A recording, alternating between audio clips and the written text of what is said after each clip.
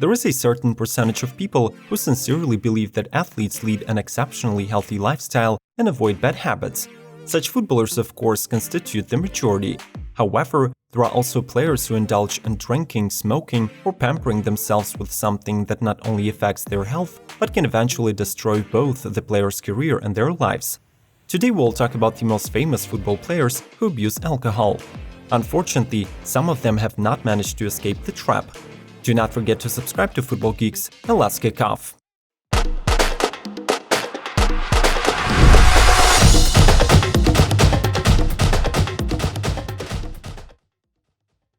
Adriano.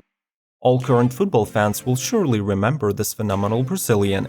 Adriano had everything to become a world-class footballer: speed, technique, and excellent physical strength. Alas, the forward has not fulfilled his potential. Life has opened for Adriano too many temptations, for which the avid Brazilian was not ready. He often spent time in nightclubs with girls, surrounded by companies of people who simply wanted to get drunk at the expense of others. In 2007, Adriano admitted that he had problems with alcohol.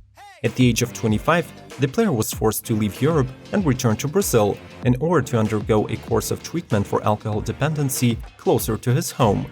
As it became known later, problems with alcohol began in 2004, when Adriano's father died suddenly.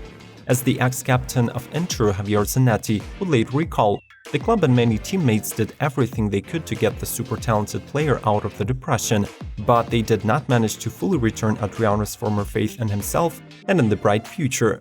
Adriano actually finished his football career in 2014.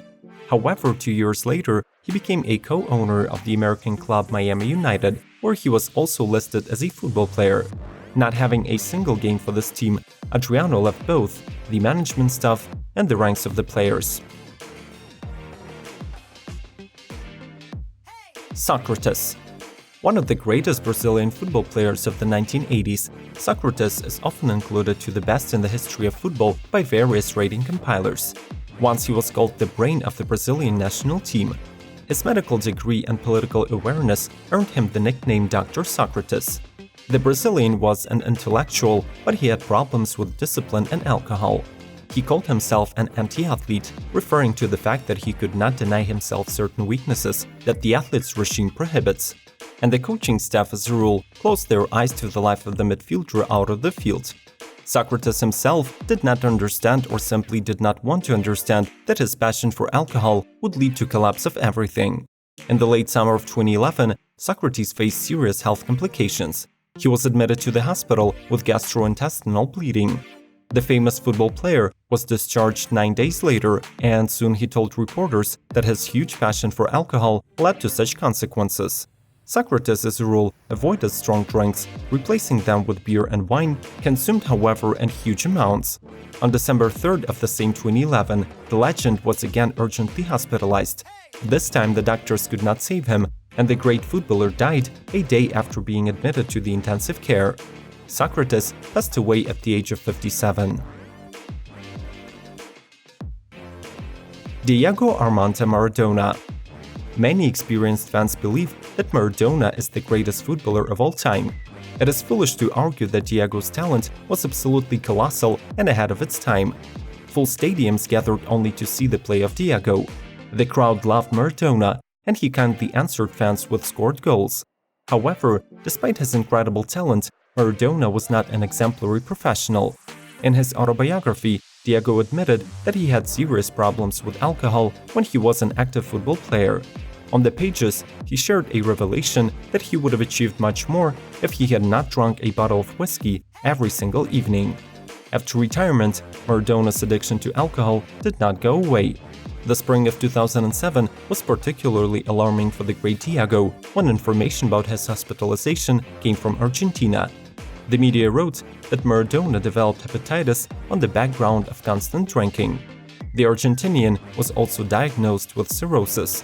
Fortunately, the doctors managed to put Maradona on his legs and to some point restore his health. After this incident, Maradona went to a psychiatric hospital and was treated for alcoholism. However, in the case of Diego, we shouldn't also forget about his addiction to drugs. Well, the example of Diego Maradona is where a genius really borders with madness. Tony Adams. The legendary defender of Arsenal and England national team Tony Adams also did not avoid serious problems associated with alcohol. Excessive and systematic drinking began back in the 1980s. In 1996, he admitted his alcohol addiction after it got to the point that during one of the drinking bouts, Adams fell down from the height of his own on the ground. As a result, he needed about 30 stitches to address various lacerations of the head. In his autobiography, Tony opened up that he began to experience problems with alcoholism since the age of 20. He tried to stop drinking several times, but he did not succeed. Luckily, the defender was rescued by Arsene Wenger, who implemented major changes in the structure of nutrition and training of Arsenal players. Adams stopped suffering from injuries and pain, so he quit drinking. Tony retired from football in 2002 when he was 35 years old. 2 years earlier, Tony opened a referral center to help those who are in need to overcome alcoholism.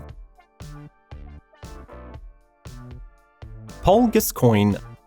One more star Englishman whose moment of glory has fallen on a turbulent period of British football between the 80s and the 90s. Problems with drinking began during his active career. For the first time, Gascoigne was admitted in the clinic in 1998 after having drunk 32 shots of whiskey at one of the parties. Paul fell on the floor, showing almost no signs of life. The treatment lasted for 2 weeks, after which Gascoigne was released from the clinic as he refused to complete the full 28-day course of treatment. Afterwards, Gascoigne 7 times addressed various centers dealing with the treatment of chronic alcoholism, but each time he hit the bottom. He was caught for drunk driving, and he got into the lenses of the paparazzi once completely naked. Gascoigne was even tried several times for sexual harassment under the influence of alcohol. However, all these difficulties did not stop Gascoigne, and he again and again tippled the bottle. In September 2008, Gascoigne was urgently hospitalized after a failed suicide attempt. As it turned out, Paul got drunk and stuffed himself with drugs, wishing to never open his eyes again. Doctors managed to pull the ex-football player literally from the next world. Alas, today, little has changed in the life of Gascoigne, and he still periodically falls into the periods of hard drinking, looking at his 51 as a 70-year-old man. Manuel Francisco dos Santos Garrincha. This legendary Brazilian is still remembered by old football fans of the late 1950s and early 1960s. According to eyewitnesses, Garrincha was really incredible. His speed and technique worked wonders on the field, despite the fact that he was disabled since birth. He suffered from squint, spinal deformity, and displacement of his pelvis, while his left leg was 2 inches shorter than his right. In addition to football, Garrincha loved to drink and spend time with women. The football legend spent almost all of the money earned from playing on these 2 weaknesses. As a result, at his senior years, Garrincha was left with little means of living. The last days of Garrincha's life were also associated with alcohol. From January 16th to January 18th, 1983, he strolled around the bars getting drunk. Having come home, Garrincha collapsed unconscious. The ambulance conveyed the ex-footballer to the hospital in the state of coma. Early in the morning of January 20th, health workers found Garrincha dead in his room. The cause of death was cirrhosis of the liver, which developed from alcoholism, pulmonary edema, and nervous system disorder.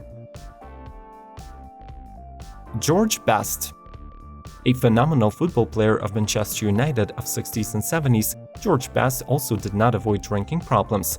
He loved the extravaganza around him, which is why there were always a lot of girls and one-night friends who simply wanted to hang out at the expense of the others.